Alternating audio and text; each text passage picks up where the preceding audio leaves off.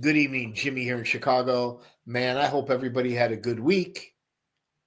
We got Super Bowl weekend, Super Bowl 59 this weekend. Looking forward to that. You got the Eagles going up against the Kansas City Chiefs. I'm going with the Chiefs by 3. What do you guys think? We all know the NFL's a little rigged, especially these big playoff games. But I got a great story for you guys tonight. You're going to love it. My rat of the month. I've been waiting for a while to destroy this guy. This lowlife up here in my thumbnail, Mark Hay. We're going to talk about him and all the many lives that this man destroyed. But before we get into it, I want to promote my friend Mary's book. Mary grew up in the Grand Avenue neighborhood. She tells a lot of funny personal stories of Joey the Clown Lombardo, Frankie Collada, and other guys of the Grand Avenue crew. Check it out. You could buy it on Amazon. It's an easy read, just under 200 pictures. Another friend of mine, retired Kansas City detective, lawyer, and author, king of the organized crime podcast, Gangland Wire. You got Gary Jenkins. Gary sent me this book. Easy read. A lot of untold stories about the Chicago outfit. Check out Gary's show, Gangland Wire, and check out his book. You could buy this on Amazon or reach out to him on his show. Now let's get into it. Now I did a show on the Mike Sarno, Mark Polchman outlaw motorcycle gang trial. And, I was pretty spoiled. I wasn't even going to go to that trial because I didn't really know any of the guys. But man, I'm glad I went. That was one of my favorite trials. It showed the outlaws' relationship, their alliance with the Chicago outfit. 2 of the defendants were out on bail. And the government, they put together a pretty good, I think it was a 3-5 year investigation. And they charged the crew with jewelry store robberies, burglaries, operating a front out of a pawn shop in Cicero. But the main charge, the biggest charge, what really got the Fed's attention, there was a bombing involved. So we're going to talk about that. We're going to talk about some of the government's star witnesses, but mostly this lowlife here, Mark Hay.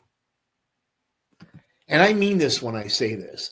I would rather go out and smoke cigars and have steak dinners with Saddam Hussein, Osama bin Laden, and O.J. Simpson. That's right. Saddam, Osama, and O.J. I'd rather hang out with these 3 guys than the lowlife up in my thumbnail, Mark Hay. Now we'll take you back 2007. At the legendary Family Secrets trial, all the defendants were found guilty. And when Jimmy Marcello and his brother Mikey Marcello were convicted and sent to jail, their lucrative video poker business was handed over to Mike Sarno. I will never forget seeing Mike Sarno in court. He was out on bond, so you could make small talk with him during breaks, during court, after court, etc. He was surrounded by his family and friends. And unfortunately, top defense lawyer Alex Salerno was going to originally represent Large, but there was a little bit of a conflict there. But I'll never forget seeing Alex Salerno in court almost daily or every other day supporting his good friend Mike Sarno. Now, once Sarno's crew took over little Jimmy's C&S amusement poker business, they had a problem, and that was this lowlife here, Vincent Dublino. I call him VD. And you know what VD stands for, venereal disease. I will never forget seeing him in court acting cocky and tough because he knew he was surrounded by federal agents. But he was in the video poker business as well. As we all know, mostly on the south and southwest suburbs, pretty much every bar, every restaurant has video poker machines. I mean, men, women love to play them nonstop. And he was warned many times to get his machines out of certain places. He would not listen. This kid would not back down. It got to the point where allegedly, according to the government, Large had a couple outlaw motorcycle guys trash up one of his businesses, biker style.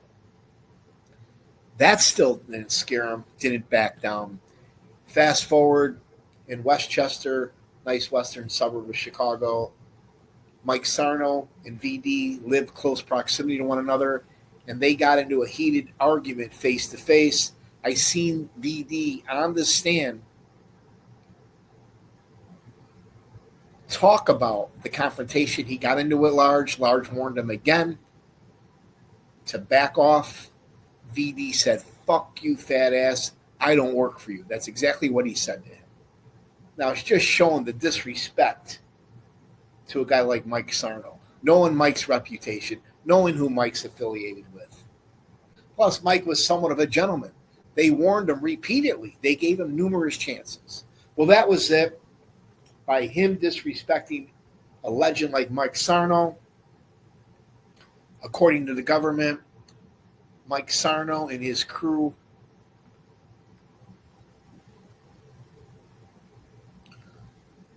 blew up VD's place of business or his warehouse where he stored some of his machines. And the government not only showed photos of the aftermath of the bomb, but they actually bring in, charred brick, broken glass, charred wood, real damage from the fire in plastic bags for the jury to see. As we all know, this was a huge mistake by the crew. Any bombing is automatic 25, 30 years. And we're going to get into this a little bit. Now, let's get back. Now, the co-defendants, and in my opinion, most of the evidence was against Mark Polchman. Mark Polchman is alleged high-ranking outlaw motorcycle guy. This guy grew up in the outlaws. Now, when you saw him in court, he did not look like an outlaw motorcycle guy. He was clean-cut, shaven, on his best behavior. I didn't see any tattoos. He looked like one of the lawyers sitting at the table. However, he was alleged leader of the burglary crew. He also operated somewhat of a front of a fleece, Goldberg Jewelers, right there on Roosevelt and Cicero. I go by here every other day. And according to the government, because they had this place under surveillance, they talked about how they had the FBI agent wired up from the back. They had surveillance from the front. And I think the crew at some point knew they were under surveillance, but they weren't too concerned because they really weren't involved in drugs or guns. So they didn't think they had much to worry about. But unfortunately, they underestimated the detectives and the government in this case. But right here on Cicero and Roosevelt was Goldberg Jewelers, and that's where they fenced all their stolen goods. Now, right next door to it was a currency exchange. And according to the government, part of the indictment, they actually blew a hole in the wall and stole a little over $400,000 cash. And somehow, some way, $200,000 of that went missing. Now, we're going to talk about some of the co-defendants. This kind of reminded me of the Family Secrets trial or the other trial I went to in Cicero, where you had a father and son, Samuel and Anthony Volpendesto. Now, Sammy is a World War II Navy hero. Now, that alone, I wouldn't even charge him, right? I would definitely cut this man some slack, kind of like Rocky and Felice. But Sammy was known as the Master Blaster. He didn't even care to wear a suit. He came out every day in the wheelchair in the state-issued orange jumpsuit, right out of the MCC. Half the times he slept, some of the times he was laughing. He could give two fucks. And then he had his son. He was like leader of the burglary crew, if you will, a master BMX rider. His MO, after casing a place, he would stash the bike, go into a jewelry store, city, suburbs, and surrounding Midwestern states, smash grab the jewels, and run away on his bike, get away on his bike. One of the old ladies in court testified she never seen a guy ride a bike the way this guy did. Prior to court, almost every day, because the trial was during Christmas time, right around 2012, this guy would sing beautiful Christmas carols. And he was such a good singer that the judge, the federal agents, they didn't really seem to mind. But here's father and son, Samuel Volpendenzo and his son, Anthony. And the reason Sam was important to this case, Mark Hay, tonight's star of the show, if you will, he actually wore a wire on the crew. He got in a little bit of trouble, probably was going to do 15, 20 years for living a career of burglaries and drug dealing and gun possession. I mean, you name it. This guy's an all-star criminal. So he decided to flip, cooperate, and actually wear a wire. And he got Sam Volpendenzo on tape. When he went to pick up the bomb, Sammy was bragging about the bomb, how he put in 2 wicks. And if you light both wicks, you're guaranteed one of them's going to kaboom. Sam was also on tape talking about Mad Sam DeStefano and Tony Accardo. Sammy was on tape talking shit about Large as well, saying how he's doing all this work and not getting paid. So imagine Mike Sarno, 15 feet away, listening to Sam Volpendenzo talk shit about him on a wire. You can imagine the tension when 2 mob guys are talking shit about each other. Cooler heads prevailed. Anthony Volpendenzo was saying that, or Samuel Volpendenzo went on to say the Northside crew wanted him, meaning DeFranzo's crew wanted him because he wasn't a beefer. But somehow Sam ended up on Sarno's crew and was disgruntled because he was doing all this work and not getting paid. But it was his own words that helped convict not only him, but the entire crew. He was actually bragging about the bomb. And he also, on tape, along with low-life snitch Mark Hay, he kept referring to Mike Sarno as the boss of the crew. They would refer to Mark Polchman as the boss of the burglary crew. So that was tying those guys into their roles, if you will. Now we'll keep going. Another defendant, and I'm not sure why this guy was even a defendant to begin with, was Casey, the Polish guy. Now, I met Casey years ago after the trial. We used to drink together. But I never let him know that I went to his trial. But he was out on bond along with Large. He would walk with a cane, dressed in all black. He had his wife, his daughter there every day supporting him in court. And all he did was he had a route. He would drive around in a Hummer and go to all these bars and restaurants on the southwest side of Chicago and service the machines and collect the money. And they had several bar owners, restaurant owners testify in court that not one single time did Casey ever threaten them or use any violence. They said he was a perfect gentleman and a professional.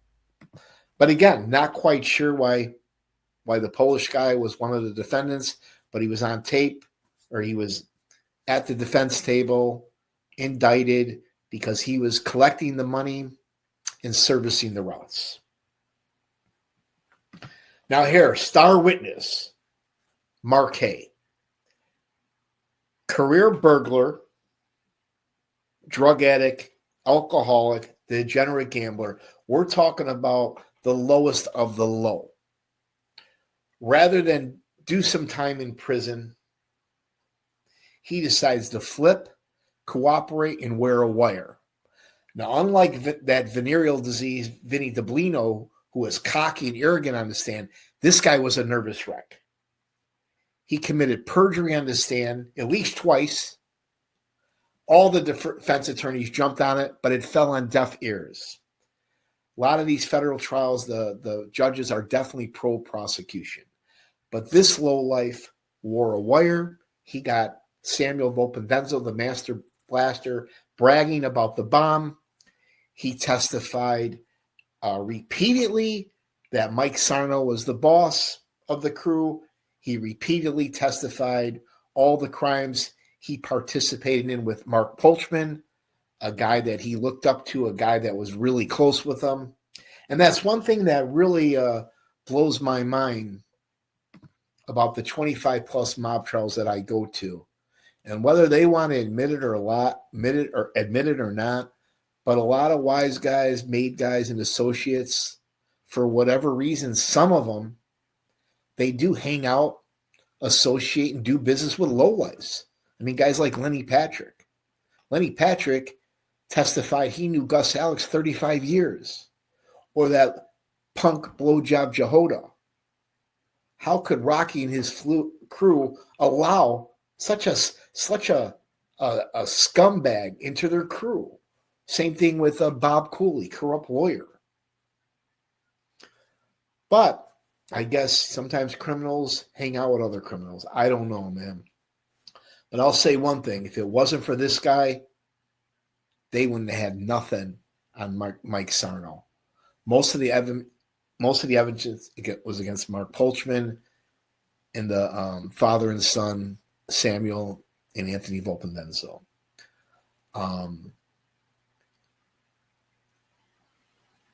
We'll keep going. Another part of the crew, a guy decided to flip and cooperate. Another real lowlife that I seen on the stand. You got Kyle Knight. Where did Kyle Knight and Mark Hay know each other? They were cellies in prison. Again, these guys aren't Boy Scouts. These guys did life in crime. I mean, these guys did time in jail. And rather than come home and behave themselves, they get right back into the game. Kyle Knight testified in court as well, saying that Mike Sarno was the boss, telling all kinds of lies about Mark Polchman and some of the other defendants. This lowlife here, what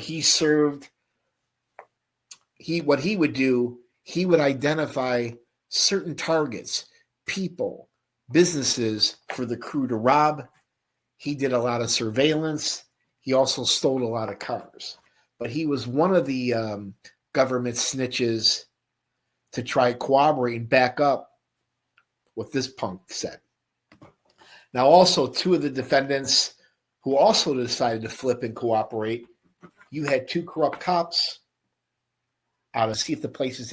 If it were just up to this lowlife here, all the defendants would have walked away. I don't think the juries like this guy, but somehow, some way they found him credible. That's because the government does a good job tying everything together. Now, the government had a undercover ATF agent, Lou. We'll just call him Lou, Big Lou. He testified in court how he conned and tricked Mark Polchman. He went in there to pawn some golden teeth. They eventually became friends because they had some similar interests together, weightlifting, fighting, etc.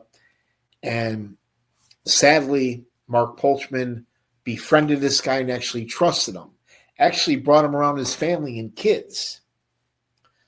The whole time, though, Lou was working as an undercover agent. He got involved because of that bombing. Again, if it wasn't for the bombing, there definitely it wouldn't have been a serious case that it was. Now this guy, though, is doing interviews, looking for a movie deal probably, writing books.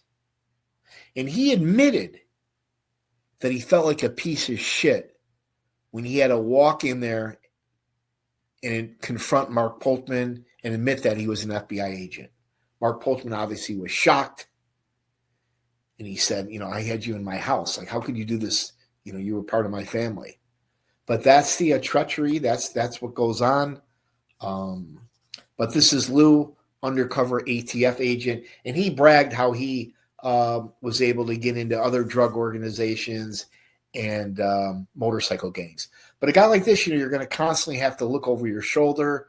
And I'm not sure, but I think he did have a little remorse snitching on his old pal, Mark Polchman.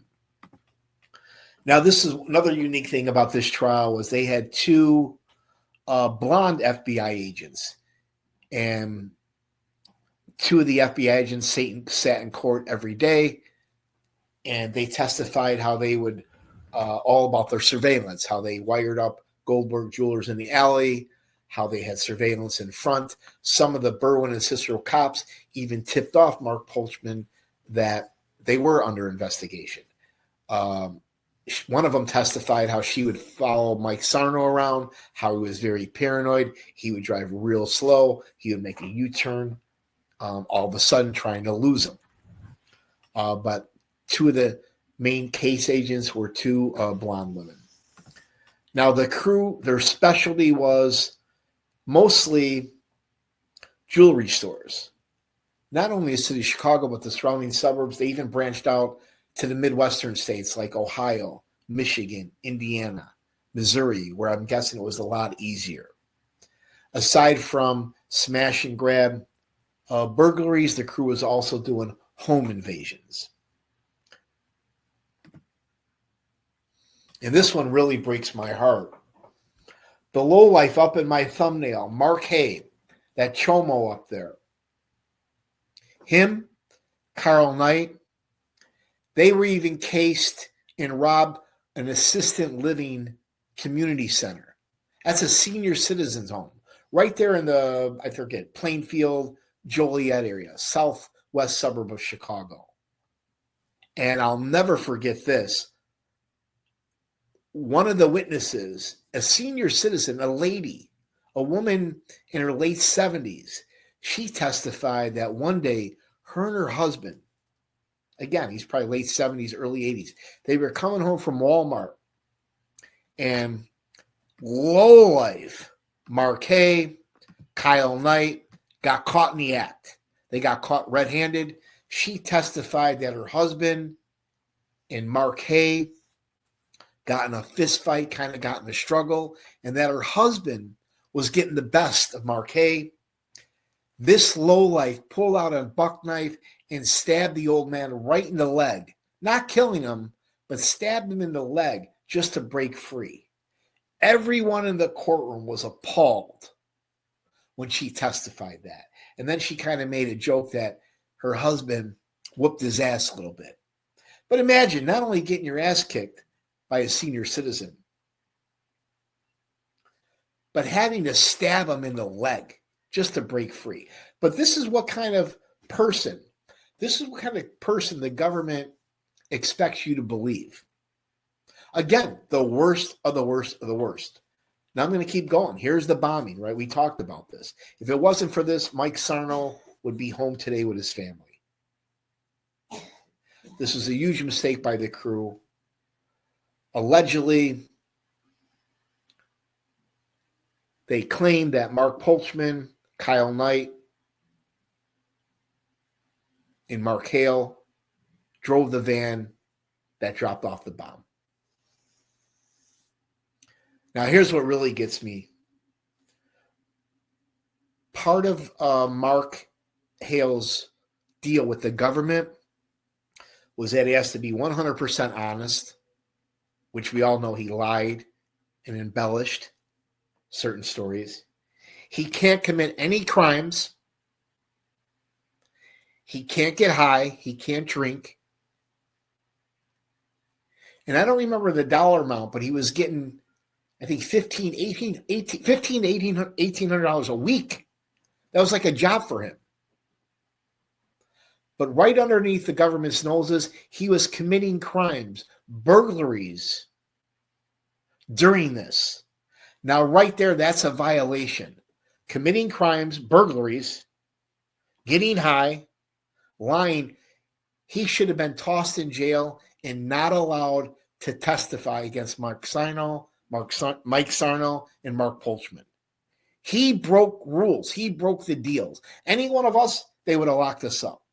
So here's this lowlife getting $1,500, $1,800 a week, still getting high, still drinking, and still committing crimes. Unbelievable. Now here's Mark Polchman's lawyer. Now I actually like this guy, Damon Sharonis. I seen him represent Blago at the Blagojevich trial. I also seen him represent, who was it? Twan, the crooked, corrupt cop that would visit Frank Calabrese in prison, Doyle. And one time I said to him during break, I said, Damon, it seems to me that that the defense attorneys, they're just not as polished. They're just not as sharp as some of the prosecutors. He said, Jimmy, we all went to the same law schools, but they have all the evidence. We kind of made a joke.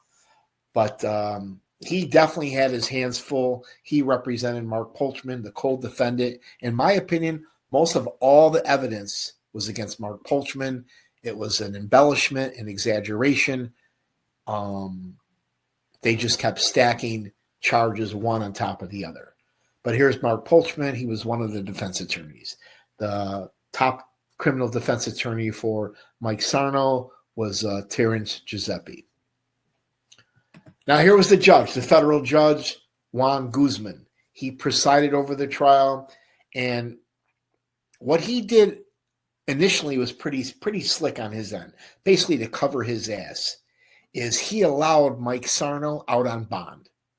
Now with Sarno's reputation and his criminal history, he could easily had him locked up during the trial, but he allowed Mike Sarno to remain free.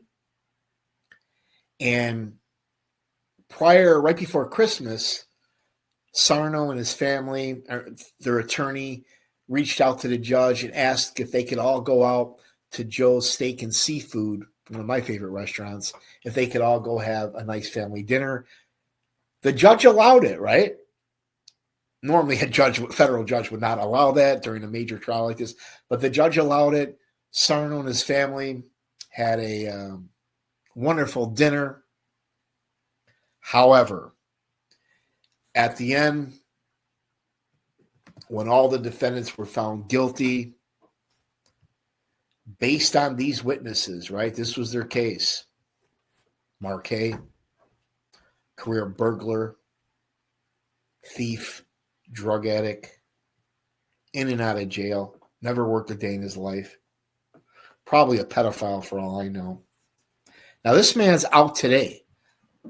I don't think he's in the WITSEC program, but how would you like to have him as your neighbor? I guarantee you he's already committed more crimes or he's about to. Kyle Knight flipped. 2 crooked cops flipped. ATF undercover agent somehow was able to penetrate Goldberg Jewelers, befriend Mark Polchman, and then stab him in the back. Talked about the 2 FBI agents, smash and grabs. Now, all the defendants were found guilty. Mark Sarno, I think, got 25, 30 years. Wasn't a slam dunk case, in my opinion. I would have found Mike Sarno not guilty. But Sarno has been in jail. I think he's in a federal hospital right now. The man has suffered enough. He is no longer a threat to society. His outfit days are long gone. It's time to release Mike Sarno on compassionate release and let him come home to his family and his children. This is one thing I want to talk about that a lot of people don't talk about, is the victims, the families, the wives, the sisters, the brothers, the kids, the grandkids. Their lives get destroyed when their fathers get killed, like the Seaford family, or Nicholas DeAndrea when his father was killed, or Ronnie Jarrett Jr. I will never forget, though, at sentencing, when Mark Polchman stood up, this is where you get a chance to maybe show a little remorse and speak to the judge before he sentenced you. Mark Polchman was shocked when the judge gave him 60 years. Shocked. He literally said he's speechless. During the investigation, I think they had Mark on tape, he knew that he was being watched, but he also knew they weren't involved in guns, they weren't involved in drugs. He didn't think robberies were anything the FBI would be interested in, but he definitely, along with Mike Sarno, underestimated the cops. He ends up getting 60 years. Again, most of all the evidence was against Mark Polchman. They stacked it one on right after another. But I've heard from a reliable source, he eventually, I think, got half of that time off. And with time served, I think he's looking at maybe, 15 to 18 years. I'm not sure. So hopefully, Mark Polchman will be able to come home and spend the remaining years of his life as a free man with his family. Now, just recently, in the prison he was staying at, they searched the prison. They found over 100 phones. They found a couple shanks and maybe even a gun. So they locked the prison down, and then they started giving everybody the old flight therapy. That's where they take you in the middle of the night. They don't tell you where you're going. They put you on Conair in a black box and ship you across the country. They did that to Jimmy Marcel and many, many other men. But I heard that they did it to Mark Polchman as well. Rather than be here locally in Illinois where his family can easily see him, now they shipped him out west. But hopefully this man will be able to come home with his family. Now, this is a photo here. This is me and my friends, right? And the guy in the white shirt, that's Mark Jr. When I went to the Mike Sarno, Mark Polchman trial, I'll never forget seeing Mark Jr. as a young boy. He was like 8, 9, or 10 years old at the time. And he was there with his mom every day in court. So just imagine, you're 8 years old in a courtroom with your mom, seeing your dad at the defense attorney, at the defense table, surrounded by his lawyers.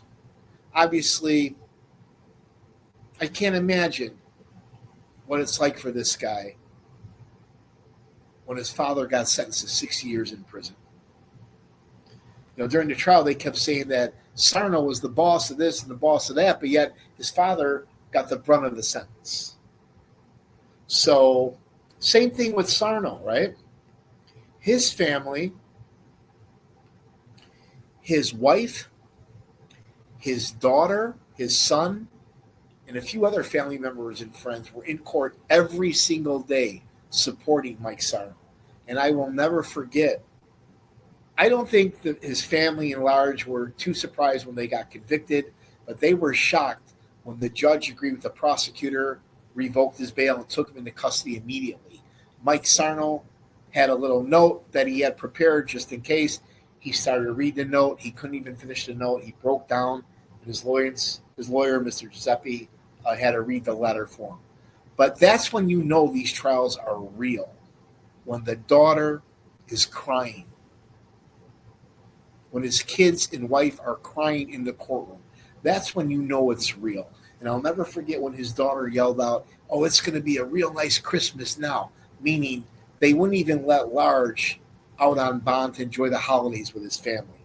But back what I said with the judge, that's why the judge allowed him out on bond. That's why the judge allowed him to go to Joe's Steakhouse, because he knew that if the defendant were found guilty, the judge was going to come down hard on him. Now this judge is retired. They have a new judge that's looking into the case, and hopefully they'll release Mark Polchman and Mike Sarno. All the other defendants have been released. They did their time, and they're now home. So what I want to say, and I'm going to wrap it up here,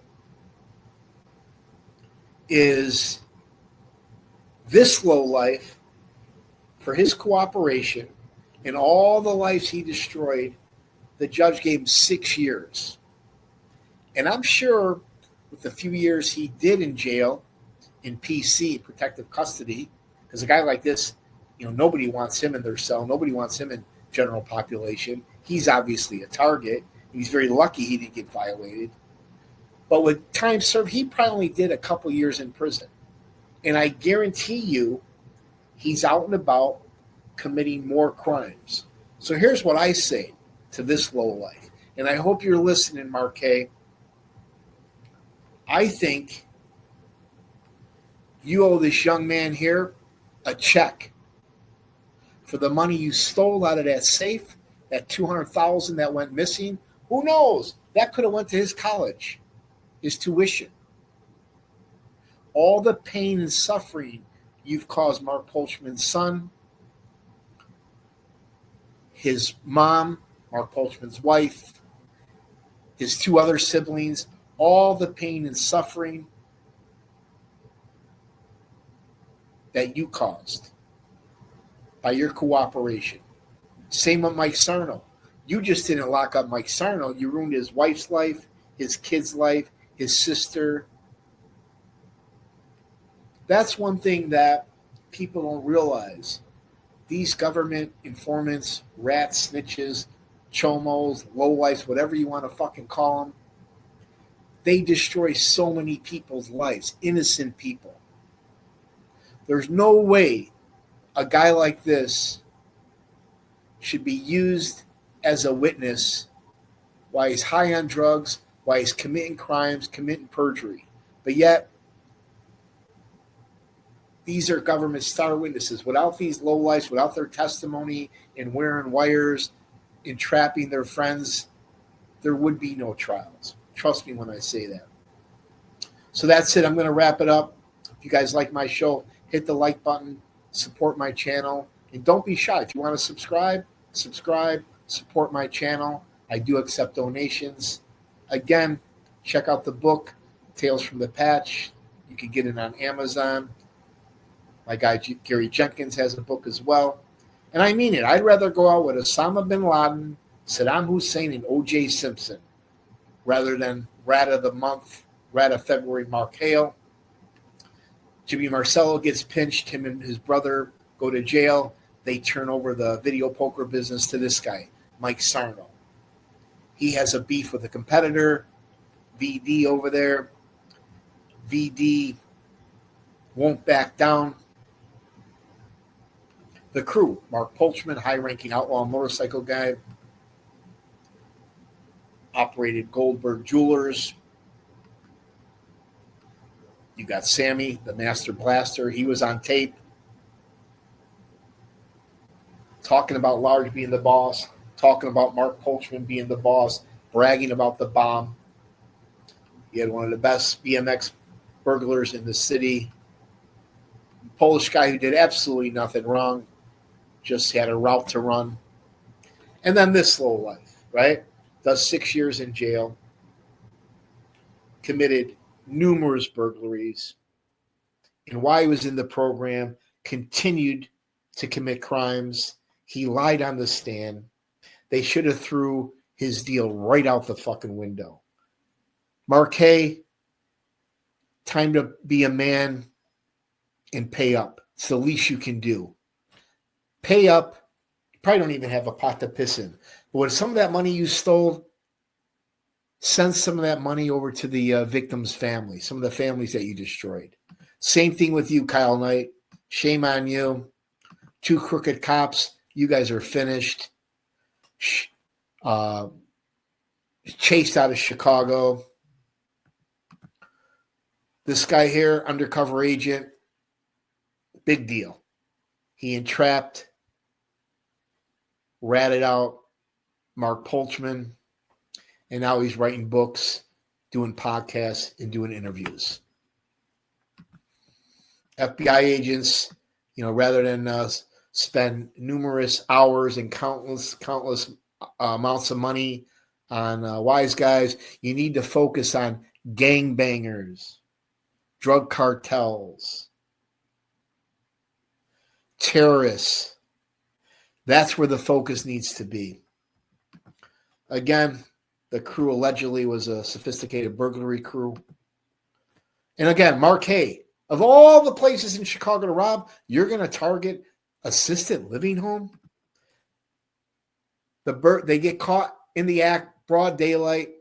Mark Hay is fighting with the old man. In order to break free, he stabs the guy in the neck. Not in the neck. He stabs the guy right in the leg. I can't think of anybody worse than that. Who would do that?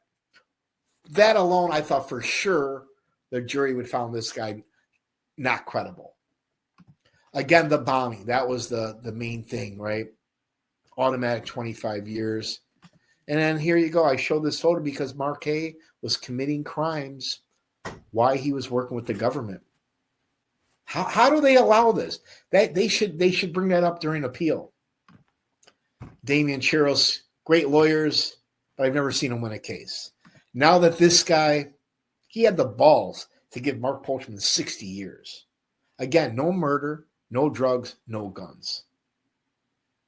Now that he's retired, I think they'd get $100,000, $200,000 pension for the rest of their life.